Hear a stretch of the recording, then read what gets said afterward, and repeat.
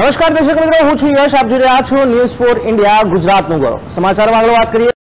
કેન્દ્રની સરકારની agency national highway authority of India દ્વારા માળિયાથી આમરણ ભાદરા ધ્રોલ જામનગર રોડનું નવીનીકરણ કરવામાં આવી રહ્યું છે. આ કામ છેલ્લા 3-4 વર્ષ થયા ચાલી રહ્યું છે અને રોડનું કામ પૂરું થયું નથી. ત્યાં રોડ ઉપર જીરાગઢ ધાર પાસે ટોલ પ્લાઝા ઊભું કરીને ટોલ ટેક્સ ઉઘરાવવાનું શરૂ કર્યું છે. તે કયા કાયદાના આધારે શરૂ કરવામાં આવ્યું છે તેમજ ટોલ પ્લાઝાની મંજૂરીની પોલિસી અને જોગવાઈ તેમજ નીતિ નિયમ શું છે તે અંગે માહિતી અધિકારી અધિનિયમ મુજબ નેશનલ હાઈવે ઓથોરિટી ઓફ ઇન્ડિયાના રાજકોટ ઓફિસમાં પ્રોજેક્ટ ઓફિસર પાસે માહિતી માંગવામાં આવી છે.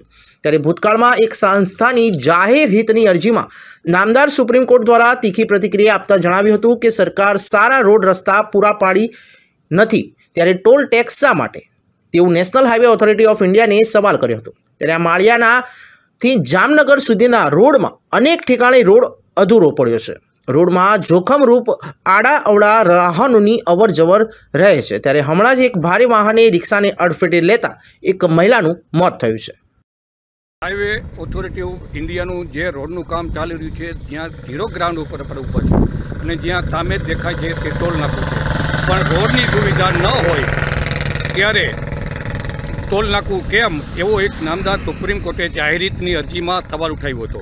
પરંતુ હાઈવે ઓથોરિટી આવી રીતને નજરઅંદાજ કરીને ટોલ નાકા બનાવી રહી છે. ત્યારે હવે નામદાર સુપ્રીમ કોર્ટ શું કરે છે તે જોવું રહ્યું.